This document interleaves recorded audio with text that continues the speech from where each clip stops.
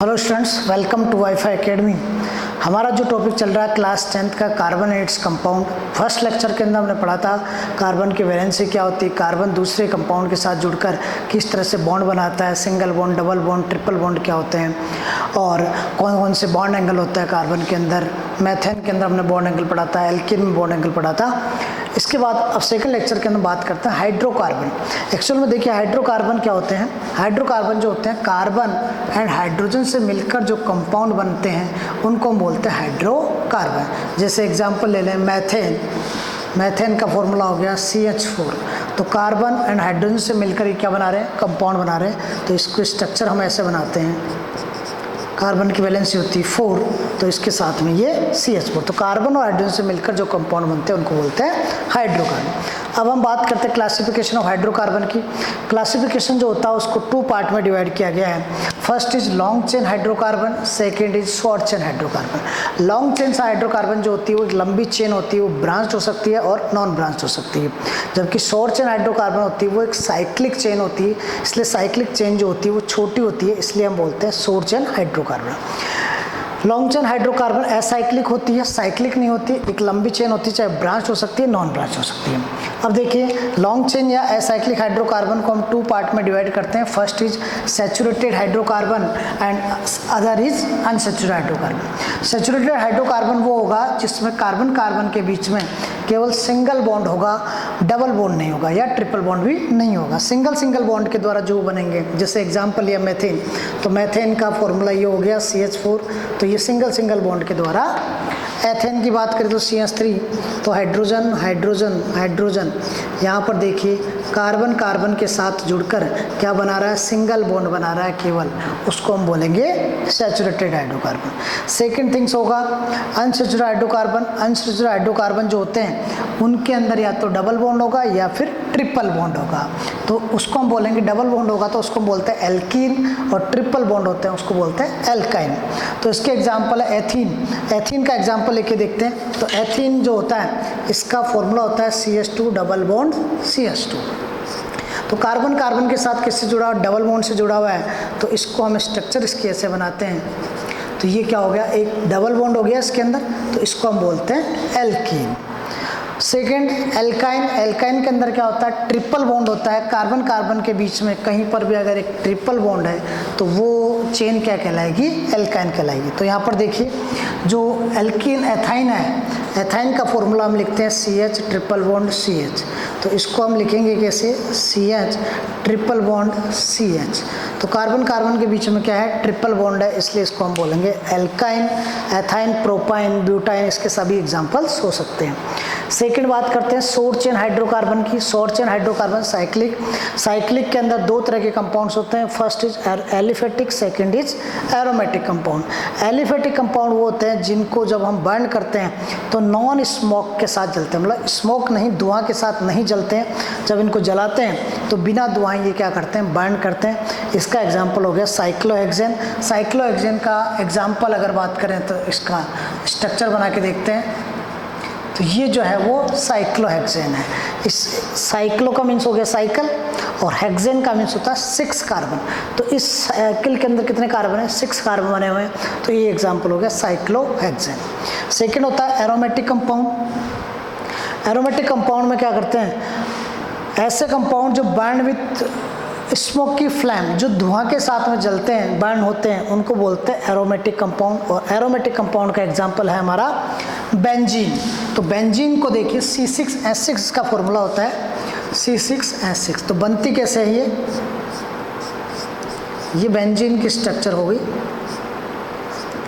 वहाँ पर देखिए ये सेम लग रही है, पर इसके अंदर क्या होते हैं, बॉन्ड एंगल होते हैं, उसके अंदर बॉन्ड नहीं होते, ये सीधी डायरेक्ट CH2 की जुड़ी होती है। इस तरह से इसके अंदर चेन होती है, वो CH2 की होती है।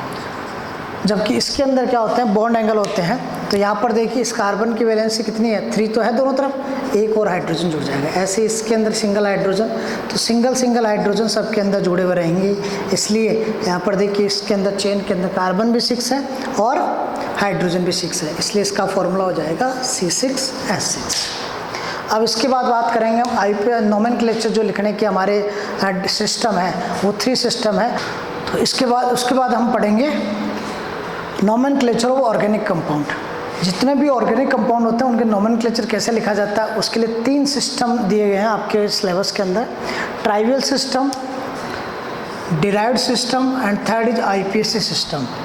अब देखिए तीनों में क्या डिफरेंस होता है, मेनली सबको अलग अलग बेसिस के ऊपर क्या किया गया, डिवाइड किया गया है। फर्स्ट ट्रायल सिस्टम में क्या किया गया, किसी भी ऑर्गेनिक कंपाउंड्स को उसकी नेचुरल सोर्स के बेस पर क्या किया, उसको डिवाइड किया है। नेचुरल सोर्स के बेस पर उस ऑर्गेनिक कंपाउंड का क्या रखा गया, नेम रखा गया। तो देखिए जैसे CH4 होता है, फॉर्मूला मैथेन का फॉर्मूला CH4, तो इसका ट्राइवियल हो गया मर्सी गैस, ट्राइवियल नेम हो गया मर्सी गैस। मर्सी गैस क्यों नाम दिया, क्योंकि मर्सी एरिया जो होता है, दलदल जहाँ पर होता है, वहाँ से इस गैस को ऑब्टेन किया जाता है। तो मर्सी एरिया से ऑब्टेन करने के कारण इस गैस का ट्राइवियल नेम दे दिया मर्सी गैस, मार्स गैस। तो सेकंड आता है CH3OH, मैथेनॉल बोलते हैं वैसे तो, पर इसका ट्राइवियल नेम दिया वुड स्प्रिट, क्योंकि इसको डिस्टिलेशन ऑफ वुड के डिस्टिलेशन से ऑब्टेन किया जाता है, इसलिए इसका नाम क्या हो गया, वुड स्प्रिट। थर्ड CH3COH, ऐसे इसको एसिटिक एसिड बोला जाता है। अब एसिटिक एसिड इसका ट्राइवियल नेम क्यों दिया है, क्योंकि जो विनेगर होता है उसके एसिटम से इसको क्या किया जाता है, निकाला जाता है, प्राप्त किया जाता है, इसलिए एसिड इस CH3COH का क्या नाम दे दिया, एसिटिक एसिड। HCOH इसको बोलते हैं हम फॉर्मिक एसिड। फॉर्मिक एसिड क्यों बोलते हैं, क्योंकि एंट जो होती है उसका नाम होता है फॉर्मिका, लैटिन वर्ड होता है फॉर्मिका, एंट वर्ड लिया गया फॉर्मिका से। तो फॉर्मिका से मतलब एंट से इसको ऑब्टेन करते हैं, इसलिए इसका नाम हो गया फॉर्मिक एसिड। अब देखिए इसी के अंदर कुछ सिंपल कंपाउंड्स भी आते हैं, उनके बारे में हम बात करेंगे।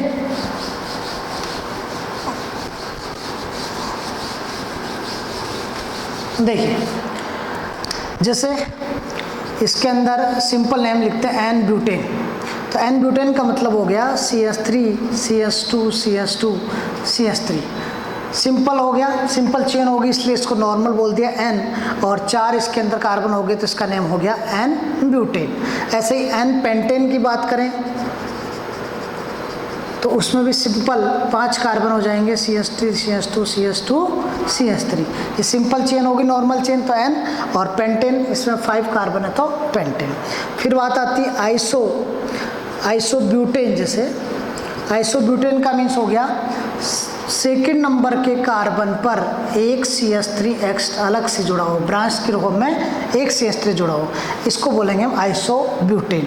आइसो का मीन्स तो हो गया सेकेंड नंबर के कार्बन पर एक CH3 जुड़ा हुआ, और टोटल कार्बन कितने हो गए इसमें 4, तो इसका नाम हो जाएगा आइसोब्यूटेन।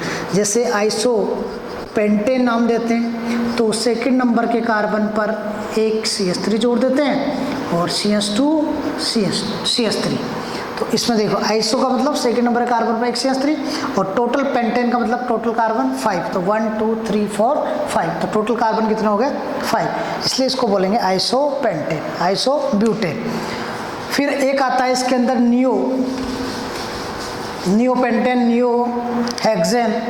तो जैसे नियोपेंटेन जो आपके सिलेबस के अंदर सबसे इम्पोर्टेंट है, नियोपेंटेन का नियो का मीन्स होगा सेकेंड नंबर के कार्बन पर ऊपर नीचे 2 CH3 जुड़े हुए, इसका मतलब हो गया नियो। और पेंटेन का मतलब हो गया 5 कार्बन, तो कितने 4 कार्बन है हमारे पास, 1 कार्बन और रखते हैं, तो एक सीधी चेन के अंदर सेकंड नंबर के कार्बन पे क्या हो गया 2 CH3 जुड़े, वहाँ पर एक CH3 था तो आइसो, और अगर 2 CH3 जुड़े ब्रांच की फॉर्म में तो इसको बोल देंगे नियो।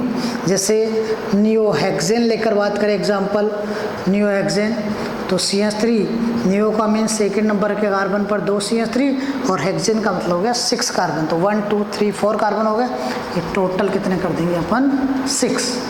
तो ये देखिए इसको हम बोलेंगे नियोहेक्सेन नाम हो जाएगा। अब सेकंड जो आता है वो डिराइव्ड सिस्टम आता है, इसको किसी भी सिंपल कंपाउंड्स होता है उसके डेरिवेटिव बनाकर उनको अलग अलग नाम दे दिए जाते हैं। तो this system is based on the derivative of simple compound, simple compound के डेरिवेटिव के बेस पर इसको नाम रखा गया। इसके अंदर देखिए फर्स्ट सिंपल कंपाउंड हो गया मैथेन, तो मैथेन का डेरिवेटिव बना दिया हमने तीनों तरफ CH3 जोड़ के, तो ये मैथेन का डेरिवेटिव हो गया। तो इसका डेरिवेटिव नेम क्या हो जाएगा, ये CH3 इसको तो मैथेन बोलेंगे, और तीनों तरफ मिथाइल जुड़े हुए हैं, और 3 मिथाइल है इसलिए ट्राई मिथाइल मैथेन, तो 3 मिथाइल को तो हम बोल देंगे ट्राई मिथाइल, और एक CH एक कार्बन को हम क्या बोलते हैं, मेथेन, तो ट्राई मिथाइल मेथेन हो जाएंगे। ऐसे सेकंड देखिए CH3OH, इसको हम बोलते हैं कार्बिनोल। क्या बोला जाता है, कार्बिनोल। तो इसका डेरिवेटिव बनाएंगे तो CH3CH2OH, तो ये तो एक कार्बिनोल हो गया, और इधर क्या हो गया, मिथाइल ग्रुप जुड़ा हुआ है, तो क्या बोलते हैं, मिथाइल कार्बिनोल। इस पूरे को तो भाई इतने को तो हमने अभी बोला था ना, एक कार्बन के साथ ON जुड़ा हुआ हो, तो इसको तो भाई कार्बिनोल बोलते बेटा। तो इस कार्बिनोल के साथ में क्या जुड़ा हुआ है, मिथाइल जुड़ा हुआ है CH3, तो इसका पूरा नाम क्या हो जाएगा, मिथाइल कार्बिनोल। कौन सा, डिराइव्ड नेम। ऐसे ही इसी के अंदर अगर एक चेन और लंबी कर दें तो ये वाला, ये तो क्या हो जाएगा, पूरा एक कार्बिनोल है, और CH3CH2 को क्या बोलते हैं हम, C2H5 होता है ना, और C2H5 को क्या बोला जाता है, इथाइल बोला जाता है। तो इसका तो नेम हो गया इथाइल, और ये पूरा हम क्या बोल रहे हैं, ऊपर कार्बिनोल, तो इसका नाम हो जाएगा इथाइल कार्बिनोल। तो इस स्ट्रक्चर का डिराइव्ड नेम होगा इथाइल कार्बिनोल। ऐसे ही मान लो ये एक CH2OH, ये तो जुड़ा हुआ है, इसको तो कार्बिनोल। अब इसके साथ में एक तरफ इथाइल जुड़ा हुआ है, एक तरफ मिथाइल जुड़ा हुआ है, ये आइसोप्रोपाइल, इसको हम बोलते हैं आइसोप्रोपाइल। 3 कार्बन है और सेकंड नंबर का कार्बन CH3 जुड़ा, तो आइसो हो गया ना, तो 3 कार्बन को प्रोपाइल, तो आइसोप्रोपाइल। तो यहाँ पर देखिए एक कार्बन इधर CH3 जुड़ा हुआ तो मिथाइल, CH2CH3 जुड़ा हुआ है तो इथाइल, और आइसोप्रोपाइल जुड़ा हुआ है आइसोप्रोपाइल, और ये बीच वाले स्ट्रक्चर क्या बोलेंगे, कार्बिनोल। तो इसका डिराइव्ड नेम हो जाएगा मिथाइल इथाइल आइसोप्रोपाइल कार्बिनोल। और नेक्स्ट है CH3COH, अभी बताया था एसिटिक एसिड, इसके डेरिवेटिव बनाए तो ये तो CH3COH हो गया एसिटिक एसिड, इसका डेरिवेटिव इसमें एक आइसोप्रोपाइल और ऐड कर दिया, ठीक है, स्ट्रक्चर डेरिवेटिव बना दिया, स्ट्रक्चर के अंदर कुछ चेंजेस कर दिए। तो ये देखिए यहाँ तक का, इसको तो हमने बोला था एसिटिक एसिड, और ये वाला जो हो गया ये क्या हो गया, आइसोप्रोपाइल, तो इसका नेम हो जाएगा आइसोप्रोपाइल एसिटिक एसिड। इसका नाम क्या हो जाएगा, आइसोप्रोपाइल एसिटिक एसिड।